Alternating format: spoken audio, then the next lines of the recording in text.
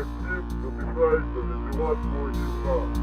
Українську божеволію від наказ, хворих, злочинів, отчіпали десяти генерацій та сепаратизму. Наші ворог намагається зруйнувати нову європейську культуру і історію. Тільки беруть коріння наші предки, воїни. Ми, українські і націоналісти, попереджуємо. Ми не дозволимо розповсюджуватися цій раковій поплині на нашій землі. Ми допоможемо нашим соратникам та ідейним братам в світовій боротьбі. Ми готові! Слава Україні! Героям слава!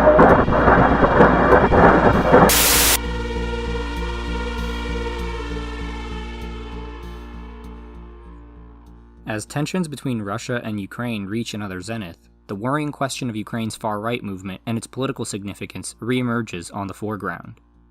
The question is as old as the war in the Donbas region itself, given the formation of numerous fascist and neo-Nazi paramilitary units at the very outset of the conflict. Unsurprisingly, few of the narratives regarding the specter of fascism in Ukraine are able to capture the reality and gravity of the situation. Though the Russians have been diligent in pointing out the alarming presence of far-right groups in the highest circles of Ukrainian politics, the motive coming from the Kremlin has been less than sincere. Rendering all anti-Russian voices as fascist comes with very predictable political bonuses, both domestically and abroad. This version of the story not only legitimizes Russia's involvement in the crisis, but effectively undermines the legitimacy of Ukraine's efforts to secure a basic degree of sovereignty. The narrative in Kyiv is not any better. Ukraine's political elite has moved from denial to false assurances that the problem has been resolved. Interestingly enough, the obfuscation is so strong that it makes a claim ironically parallel to Moscow's. The fascists are in fact patriots fighting for Ukrainian independence. Actual fascists and neo-Nazis are given state resources to conduct patriotic activities, mobilize younger generations, and maintain clandestine pressure on political opposition. The geopolitical implications of Ukraine's future are demonstrably significant. But how this future will shape the role of the far right, and how the far right will, in turn, shape the future of the country is potentially more important. The precedent the situation in Ukraine could set for a burgeoning radical right may produce disastrous ripple effects across the world. The genealogy of the Ukrainian far right warrants an investigation of its own. There is a long history of fascist, radical nationalist, and pro-Nazi movements, especially in the western provinces of the country. Undoubtedly, every aspect of this history contributes to the state of far-right activity in present-day Ukraine. Historical figures and organizations play a crucial role in the political legitimation of contemporary far-right movements. This is often coupled with the alarming trend of rehabilitating some of the most problematic figures in Ukraine's nationalist past. Perhaps the most influential of the rehabilitated fascist movements is the Organization of Ukrainian Nationalists. Some voices in Ukraine have attempted to present the OUN as a national liberation group, fighting for Ukrainian sovereignty above all other principles. This, however, is strikingly insincere. As historian Per Anders Rudling writes, from the moment of its founding, fascists were integral to and played a central role in the organization. The OUN avoided designating itself as fascist in order to emphasize the originality of Ukrainian nationalism. In 1941, the organization split between a more radical wing, the OUN-B, named after its leader Stepan Bandera, and a more conservative wing, the OUN-M, led by Andriy Melnik. Both were totalitarian, anti-Semitic, and fascist. In terms of tactics, the OUN-M was more cautious and stayed loyal to Nazi Germany throughout the war, whereas the OUN-B took a more independent line. The OUN-M was a smaller and weaker organization, and plays a minor role in the nationalist myth-making today. In the years leading up to World War II, the OUN's primary focus was carrying out terrorist attacks. Operating primarily in western Ukraine, which at the time was under Polish rule, the organization targeted Polish political figures in a persistent terror campaign. The OUN maintained close relations with other fascist and far-right groups across Europe, from the Phalangists in Spain to the Ustaše in Croatia. Most importantly, the OUN proclaimed a strong affinity for Nazi Germany. It was on the basis of these warm relations that the OUN joined forces with the armies of the Third Reich during World War II. The OUN and its military wing, the Ukrainian Insurgent Army, were notorious killers, well known for perpetrating countless ethnic cleansings in Ukraine and Belarus. Roman Shukhevych, who was posthumously awarded the status of national hero by the president of Ukraine in 2007, went on to be a high-ranking officer in the Nazi army, personally responsible for many atrocities of the Holocaust. Rehabilitation of these freedom fighters continues to this day. In March of 2021, a stadium in the city of Ternopil was named after Stepan Bandera and Shukhevych, causing outrage in many communities who were rightfully shocked by the brazen endorsement. Bandera and others from the OUN are repeatedly framed by the far right as freedom fighters who fought neither for the Nazis nor the Soviets. Indeed, the celebration of Nazis and fascists in Ukraine is commonly masqueraded as a trendy exercise in rebuking the communist past, which has in large part been driven by government efforts to reinvent the nation's history. Ukraine suffered from many of the same afflictions as the post-Soviet republics in the wake of the Eastern Bloc's collapse. As the country was plundered by a ring of rising oligarchs, the roots of corruption, organized crime, and economic precarity dug deep into Ukrainian soil. The fundamental question of geopolitical orientation loomed over the country as it did over many of its neighbors. Was Ukraine's future with Moscow or with the West? In reality, the very posing of this question locked the country into a doomed fate, stuck between the prospects of being a low rung in one of two hegemonic spheres, all while suffering from a continued looting courtesy of the indubitably patriotic domestic elite. For Russia, a Western-aligned Ukraine was, and will likely always be, completely unacceptable. NATO's encroachment towards Moscow had already reached Russia's borders before the crisis in Ukraine began. The potential addition of Ukraine, Russia's largest contiguous neighbor to the West, would present a liability that the Kremlin would never want to afford. Conversely, Ukraine is little more than a means to an end for the West. Far from being concerned about the well-being of ordinary Ukrainians, the game for Washington and its allies is ultimately about applying persistent pressure on Russia, who exerts an uneasy level of influence over Europe with its vast exports of energy resources. Ukraine's political elite consists almost entirely of a circle of oligarchs, among whom there have always been pro-Russian and pro-European flavors.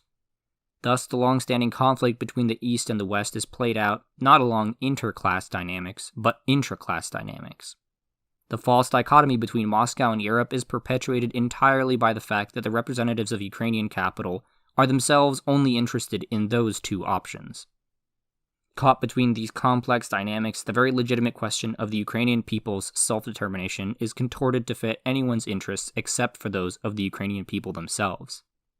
In this sense, the far right offers Ukraine a uniquely independent vision, one that is almost as hostile to Western influence as it is to the tendrils of the Kremlin.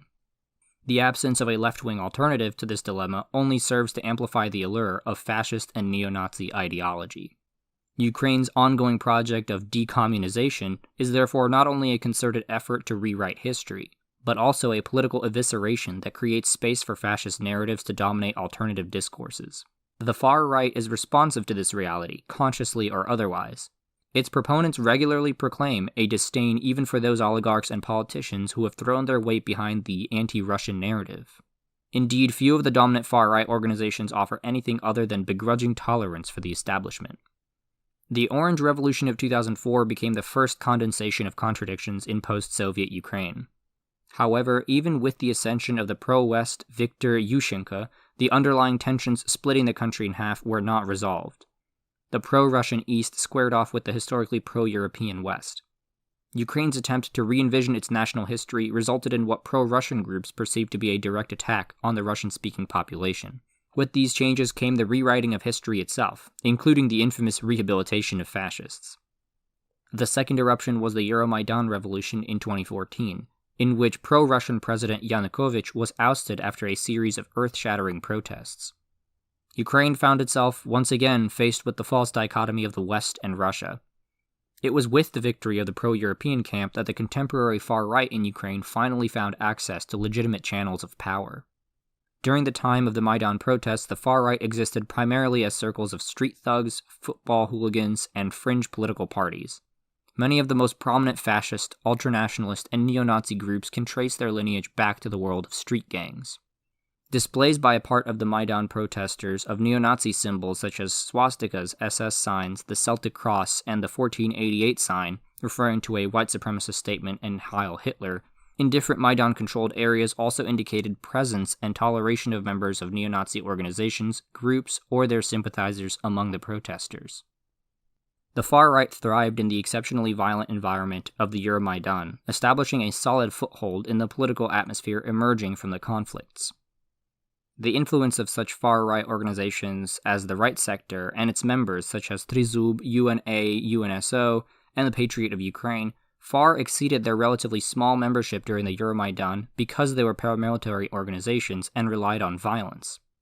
Many of their leaders and members had training in use of violence, including weapons and experience of participation in violence in Ukraine and other post-Soviet states.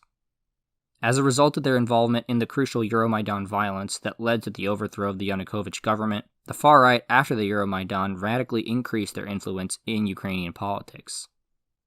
The far right members became integrated in the Ukrainian government, the police, the military, and the security services, took active part in starting and waging the civil war in the Donbas.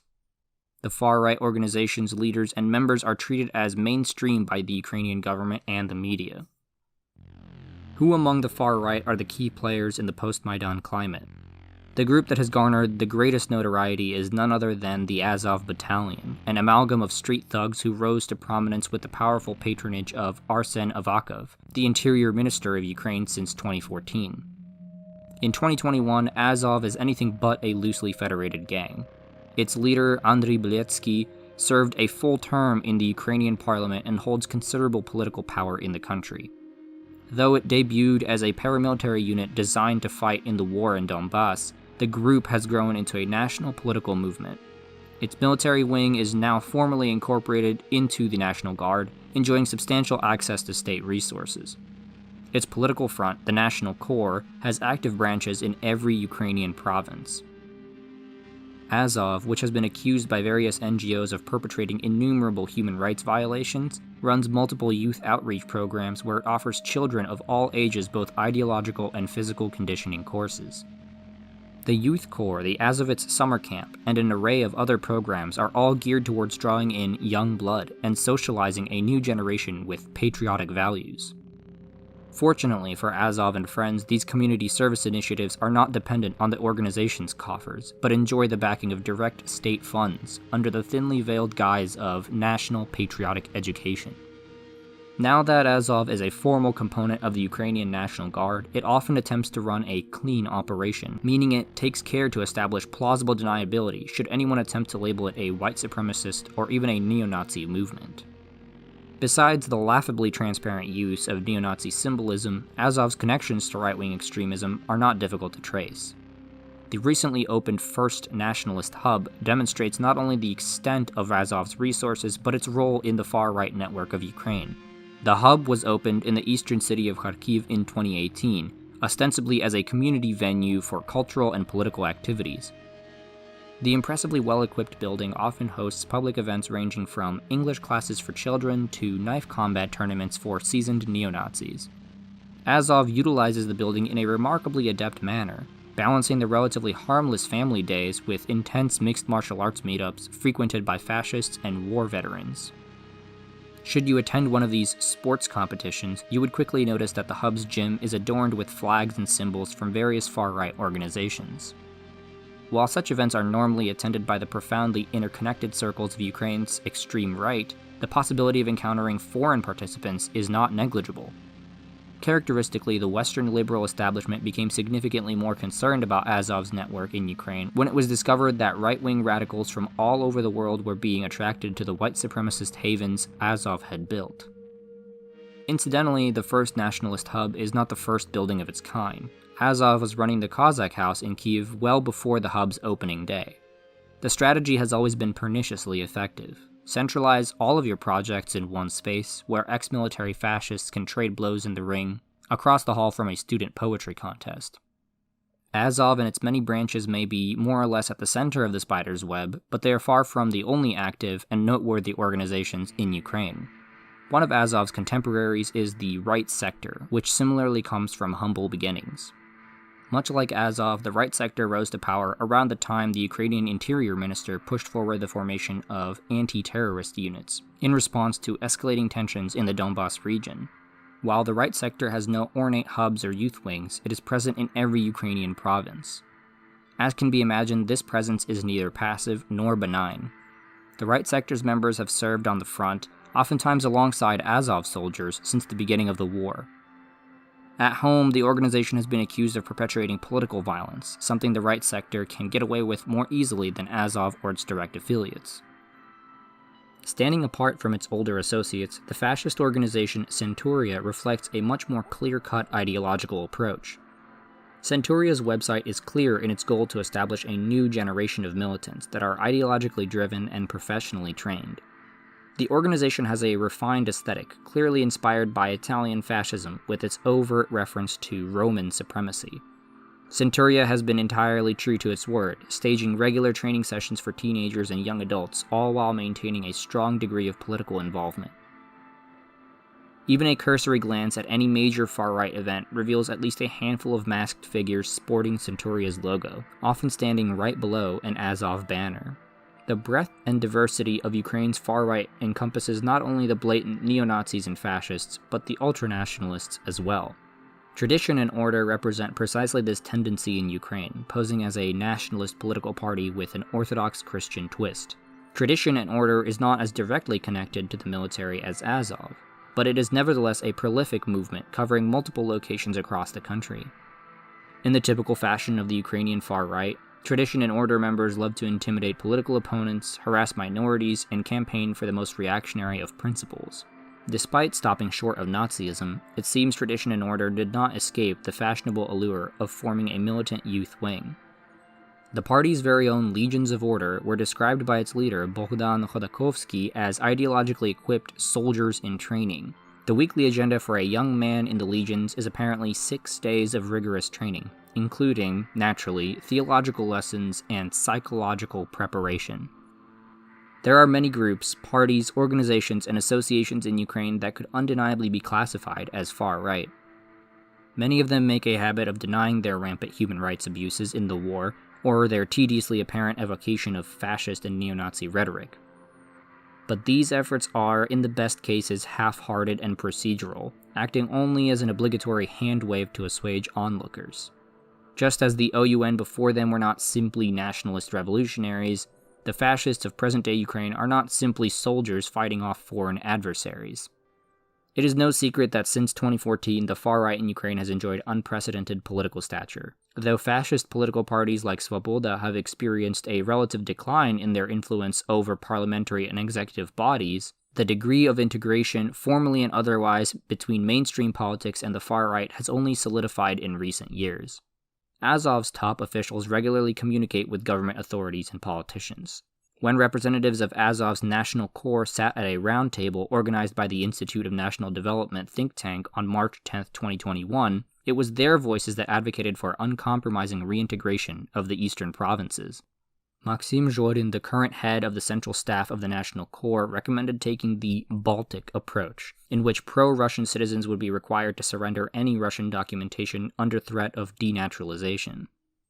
Azov and other dominant far-right organizations have been at the forefront of the recent escalation in anti-collaborationist legislation, calling for nothing short of a witch hunt on any individuals or groups perceived to be sympathetic to Russian interests.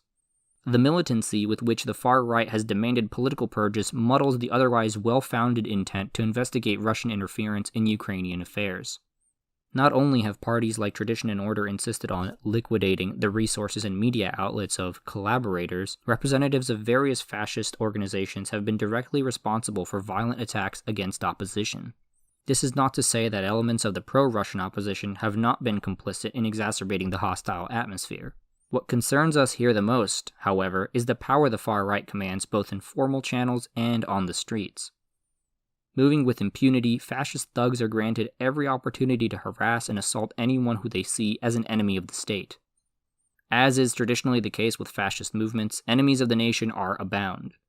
They range from alleged collaborators to members of the LGBTQ community. When a coalition of 10 fascist, neo-Nazi, and ultranationalist parties pushed forward their candidates for the public council at the Ministry of Veterans Affairs, their agenda was clear.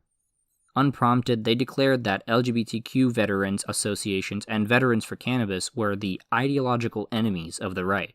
Considering Tradition and Order had proudly announced that its members conducted a night raid of a gay bar in Kyiv not long before the coalition announcement, such campaign slogans were very much in keeping with the far-right's conspicuous public profile.